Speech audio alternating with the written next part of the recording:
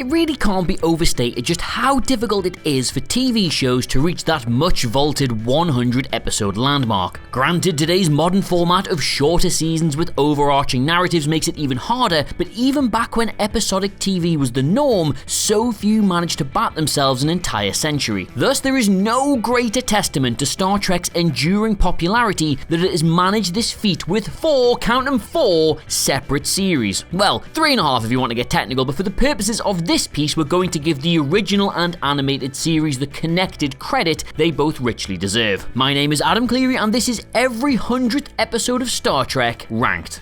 But before we begin, we're having something of a celebration of our own. Trek Culture, yes, the Star Trek YouTube channel we founded last year and that you are watching right this very second, has recently surpassed the illustrious 100,000 subscribers milestone. Now, I'm not going to make a big deal out of this, but genuinely from the bottom of our big nerdy hearts, thank you so much. Whether you're part of the 100,000 plus who have joined us on this journey, or the countless others who've just stopped in for the odd video, genuinely, we could not do this without you, and just thanks. We're all just big dumb Star Trek fans trying to make the sort of content we always wanted to see about the franchise, and we are incredibly excited for what the future might hold. In the meantime though, let's take a look at the 100th episode achievements of the shows themselves and deduce which is the shiniest jewel in their respective televisual crowns. Number 4, The Ship, Star Trek Deep Space Nine. In case you're wondering just what sort of standard we're talking about for the 100th episodes, look no further than The Ship, an excellent tense chapter in the Dominion War in its own right, and yet the bottom of the pile when it comes to our Centurion specials. Set in the Gamma Quadrant, a routine mission to assess a new planet turns into a backs-to-the-wall, knife-to-the-throat scrap for survival when the crew find a crashed Jem'Hadar fighter. Inevitably, the Jem'Hadar come looking for it, but the intrigue in the episode is that they repeatedly stop short of using any serious force to try and win it back. Something isn't right. While The Ship is very much Star Trek, it is a far cry from the sunny optimism that its predecessors offered, which does make it a bit of a harder sell. Despite being a thrilling, gritty, and emotional episode, the show's producers weren't totally happy with the final result either. Ira Steven Behr has said that they wanted the episode to be their take on the Alamo, yet by having Sisko exit the ship and speak to Kalana outside, some of that claustrophobia got lost. The relationship between O'Brien and Muniz also didn't quite come out as intended. They wanted an episode about these two engineers and their bond, yet instead, it just sort of became O'Brien and this random bleeding man. Having said that, the production itself was excellent, and the acting, including an all-time top 5 Benjamin Sisko moment, is top-notch. It's probably not the best episode to try and win new viewers over, but it is still a stellar piece of Deep Space Nine's story. Number 3, How Sharper Than a Serpent's Tooth, Star Trek. While the original series missed out on 100 episodes by a mere 21, the animated series has long been considered the unofficial 4th season to the show. It's also been considered the official 4th season, just depends who you are. Coming in at the 100th overall episode of Star Trek then, the penultimate episode of Star Trek the Animated Series sees Captain Kirk and crew encounter Kukla Khan, an ancient alien who served as the basis for many of the religious and industrial discoveries on Earth thousands of years prior. The episode is both a tribute to the series overall and a tribute to producer Gene L. Kuhn, who had recently passed away. Kuhn had written the original series episode Who Mourns for Adonis, which followed a very similar outline to this. Co-writer Russell Bates was also part Native American, which inspired DC Fontana to request the inclusion of little green men that visited the Native Americans in the script. The end result is one of the stronger episodes of the animated series. The character of Ensign Walking Bear depicts Native Americans serving in Starfleet in the 23rd century, which also allows them to recognize the alien quickly. The imagery in the episode is absolutely gorgeous, with the design of Kukla Khan in particular just loaded with brilliant vibrance and color. Number 2, Timeless, Star Trek Voyager. For the 100th episode of Voyager, Brannon Braga wrote a time travel story that doesn't actually feature anyone traveling through time. There is, at most, only a message being transmitted. The celebration that takes place in engineering mirrored the feelings on set, with an actual party being held at the same time. Many past writers and actors returned to join it. It was a lovely story, everyone had a nice time, and I'm just really bummed out that the Trek Culture celebration is going to have to be on Zoom. LeVar Burton also returned, though he came to work. He was specifically requested as the director for this episode, and just before shooting commenced,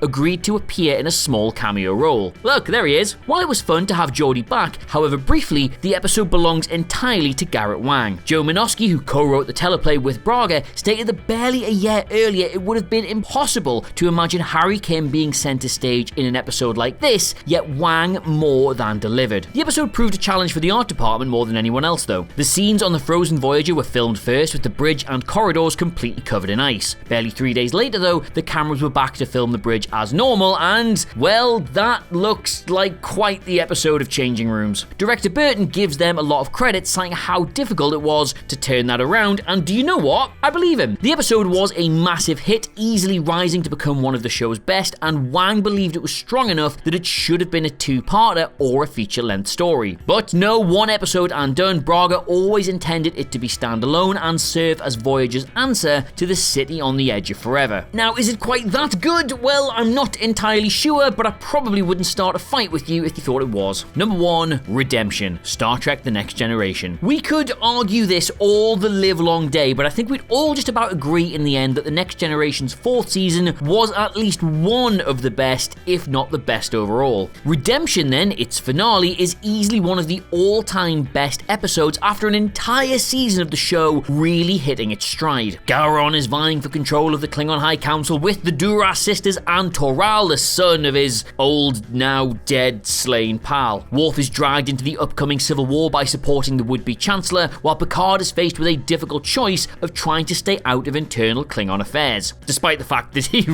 really wants to get involved in internal Klingon affairs. Redemption is an absolute triumph from start to finish. Ronald D. Moore said that he truly enjoyed writing for the Duras sisters, having come on board the previous season and quickly becoming the go-to Klingon expert. Director Cliff Bowles spoke about how difficult it was to shoot, not because of issues with the script or production, but because it was at the end of such a long season that the cast had given so much energy to that everyone was just exhausted and desperate for a break. While The Best of Both Worlds may be remembered by many as the best two-parter in Star Trek, Redemption gives the Borg episodes more than a run for their money. This was The Next Generation finally having the creative confidence in its own ability and having completely moved out of the shadow of the original series. It balances the threat of war with the emotional impact of Worf's decision to leave Starfleet. The final scene where he walks through the corridors to the transporter room lined on all sides by his crew, his family and his friends never fails to stir emotions in the viewer. And I mean, you gotta remember, this was back before Worf talked about leaving Starfleet every 3 episodes, so it carried a bit of dramatic heft here. He couldn't, we all thought, as opposed to just the, ugh, no, he won't reaction this stuff gets in Deep Space Nine. This episode celebrated all the best parts of Star Trek, offered a terrific story and left audience hungry for the 101st episode and the 5th season itself. And speaking of hungry for more, that is all you are getting from us today, but once again, thank you so much for making it to 100,000 subscribers, little over a year after we first launched here on Trek Culture. Sky's the limit from this point out though, so please do tell all your friends to come and subscribe as well, and please do suggest any videos you would like to see in the comments or over on Twitter. Genuinely, we love all the ideas. Some of them have even made great videos. In the meantime though, I have of course been Adam Cleary, and honestly, once more, on behalf of every single person associated with this channel, thank you all so